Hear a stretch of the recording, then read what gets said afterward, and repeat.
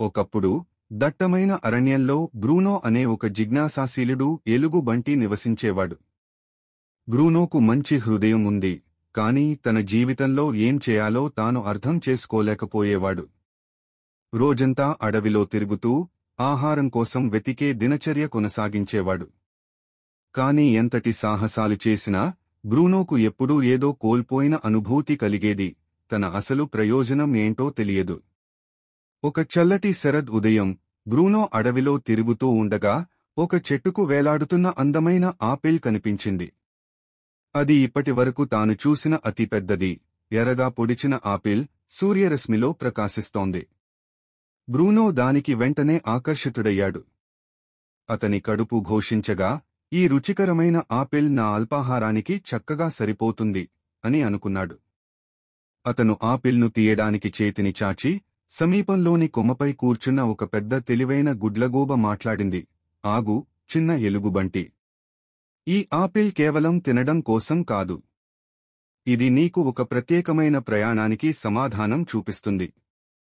Bruno ఆగి గుడ్లగూబ వైపు చూసి, ప్రయాణం? కాని నాకు ఎక్కడికి వెళ్లాలో, ఏం చేయాలో తెలియదు అని అంగీకరించాడు. గుడ్లగూబ చిరునవ్వుతో ఆపిల్ వైపు చూపిస్తూ, ఈ ఆపిల్ నీకు మార్గదర్శనం చేస్తుంది. కాని నీ ప్రయోజనాన్ని తెలుసుకోవాలంటే ముందు ఈ ఆపిల్ను అవసరమైన వారికి ఇవ్వాలి. అప్పుడే నువ్వు నీ కర్తవ్యం తెలుసుకుంటావు అని చెప్పింది. బ్రూనో అయోమయంగా ఉన్నాడు, కాని గుడ్లగూబపై నమ్మకం ఉంచి ఆపిల్ను తీసుకుని తన ప్రయాణాన్ని ప్రారంభించాడు. అడవిలో తిరుగుతూ ఎవరికైనా అవసరమైన వారిని వెతుకుతూ సాగాడు. ఆ సమయంలో చలికి వణుకుతున్న కొందరు మొలలు కుటుంబాన్ని చూశాడు. బ్రూనో హృదయం కరిగిపోయింది. మీరు అందరూ బాగున్నారా అని అడిగాడు. తల్లి మొల శ్వాసించి, మాకు ఆహారం అయిపోయింది, చలి మనకు వెచ్చదనం ఇవ్వడం కష్టంగా మారింది అని చెప్పింది. బ్రూనో తన చేతిలో ఉన్న ఆపిల్ను చూసి గుడ్లగూబ చెప్పిన మాటలు గుర్తుచేసుకున్నాడు. ఈ ఆపిల్ అవసరంలో ఉన్నవారిని సాయం చేయడానికే అని తనకు అనిపించింది. ఎలాంటి సంకోచం లేకుండా బ్రూనో ఆపిల్ను మొలల కుటుంబానికి ఇచ్చాడు. తల్లి మొల కళ్లలో ఆనందం మెరిసింది.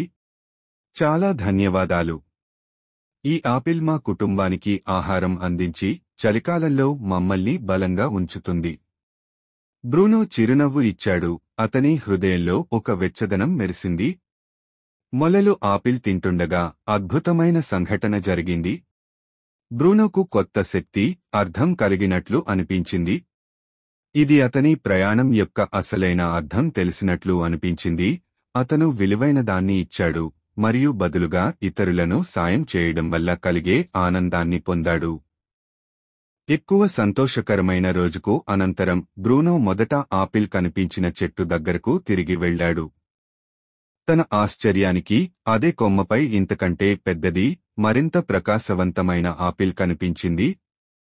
గుడ్లగూబ మళ్లీ కనిపించి, నువ్వు అమూల్యమైన పాఠం నేర్చుకున్నావు, చిన్న ఎలుగుబంటి. ఇతరులకు ఇచ్చి నువ్వు నీ నిజమైన ప్రయోజనాన్ని కనుగొన్నావు. నీ హృదయం నిండిపోయింది ఎందుకంటే నువ్వు నీ సంతోషాన్ని అవసరమైన వారితో పంచుకున్నావు అని చెప్పింది. బ్రూనో కొత్త ఆపిల్ను చూసి చిరునవ్వుతో, నాకు మార్గం చూపినందుకు ధన్యవాదాలు. ఇప్పుడు నాకు తెలుసు, ఇతరులకు సహాయం చేయడమే నేను వెతుకుతున్న ఉద్దేశ్యం అని అన్నాడు.